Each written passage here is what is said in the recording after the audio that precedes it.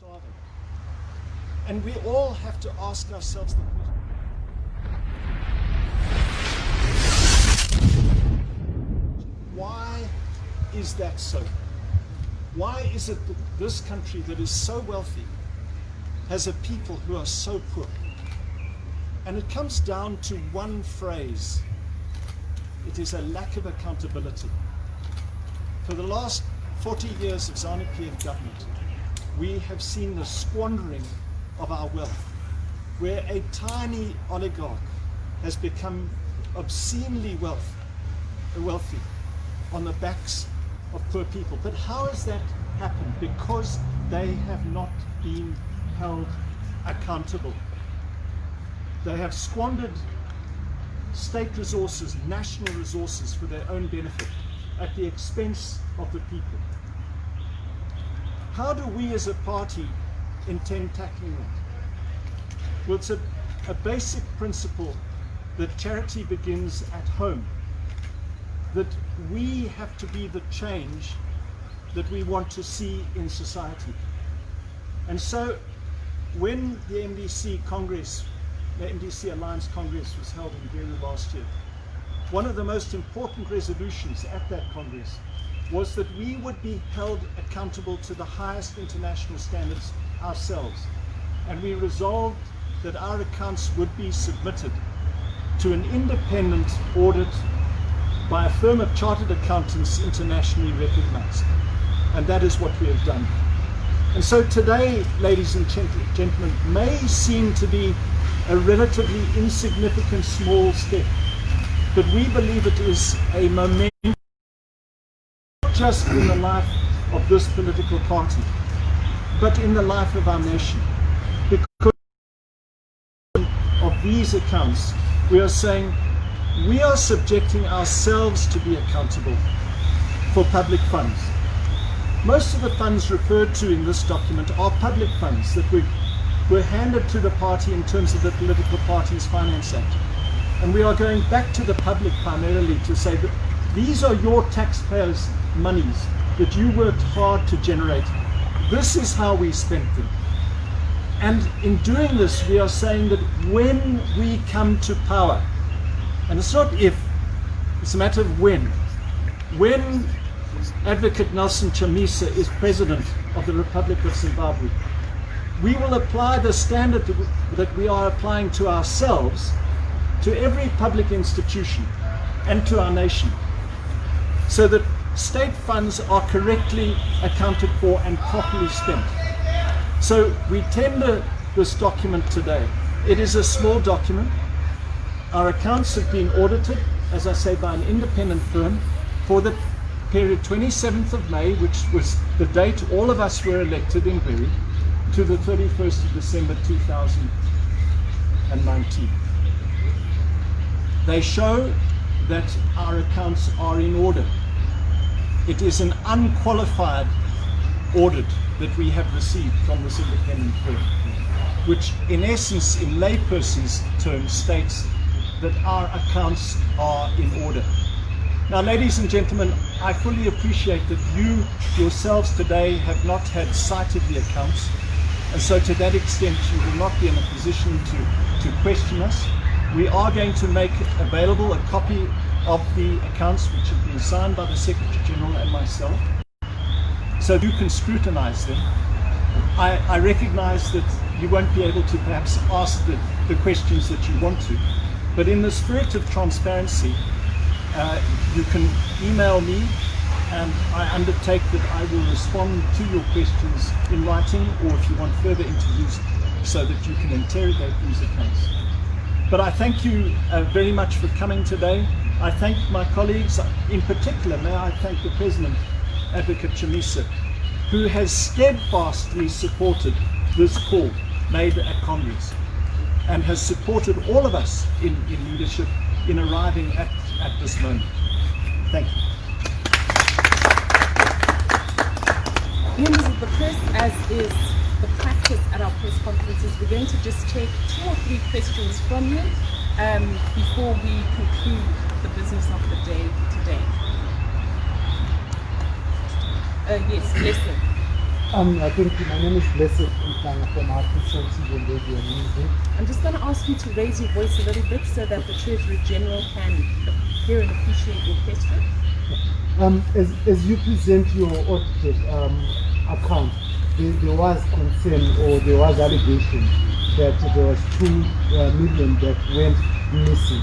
Now, did your auditors look into that, and what was the final verdict of the auditors? Thank you for that question. The auditors looked at our entire books of account, including all state funds that came out, and they found that those allegations were baseless. Thank you. Yes, sir. Just maybe to enlighten us on what we should expect in the report, audit report. Can you just briefly take us through maybe when you started the audit, what funds are we talking about, how much was there, just maybe a summary of the expenditure, and maybe the balance at the moment. If there's anything else, maybe you can just add, just in brief, at least this will assist us. Just a small... Certainly, I'll give you a shortened version. So the accounts show that our income for that period in 2019, and I stress it was only for the period 27th May to 31st December, was a sum of 6,277,000. The bulk of that was from government, from the Political Parties Finance Act, and there was a minimal amount of donations from our supporters and, of course, membership subscriptions. During the period, we ended up with a surplus of 743,000 Zimbabwe dollars. Thank you. Yes, ma'am? Just to know, what is the basis of presenting the 2019 audited reports now towards the end of 2020? Thank you. Why did it take you this long? Ma'am, I'm in a law firm. I'm the senior partner of the law firm. Because of COVID, our own audit has not been completed.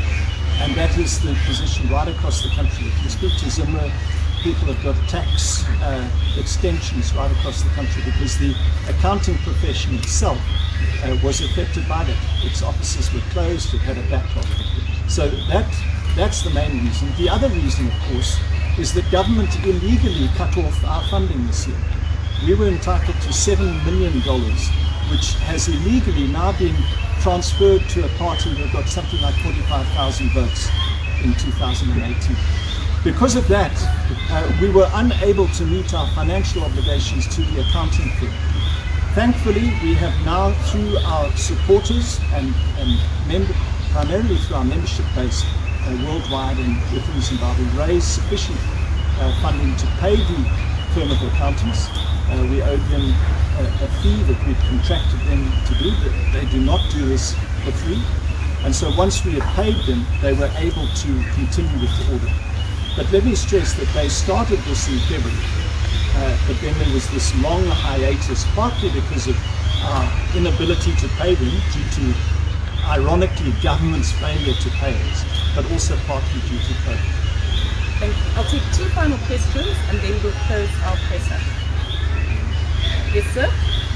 There were allegations a few months before that the party is in red. Is this what is also being shown in the report? So these accounts show that we were in the black at the end of the year. Obviously, with the cutting off of government funding, and I stress illegally this year, this is a complete breach of the Constitution and the Political Parties Finance Act. The cutting off of that money with a membership support base running into hundreds of thousands, and the transferring of that money to a political party that at best has 45,000 supporters, had a critical effect, a damaging effect, obviously, on our cash flow. But I'm happy to report that because of the rejuvenization of our party and our new website and other things that the SG and I have been working hard on, we are back in the black. Only just, but let me tell you, in the context of this COVID-afflicted economy, it is remarkable that we are in this state. Thank you. We'll take one last question and then close the presser. Yes, sir. I just need clarity on the figures. You indicated that you received 27 million, but you spoke of 6 million in your presentation. You spoke of 6 million in your presentation, and the donations that can say for foreign currency, how would you take that in that 6 million? So I think that I perhaps didn't make myself clear. The 7 million was the amount that we were entitled to in March this year. The 6.2 million was the amount we received last year, the bulk of which came from the Political Parties Finance Act, which was some 5 million, and the balance of that was what came in from our membership rates. Okay, members of the press, all that remains is for me to thank you very much for joining us today. Thank you very, very much, and thank you, Senator Colcott. Thank you.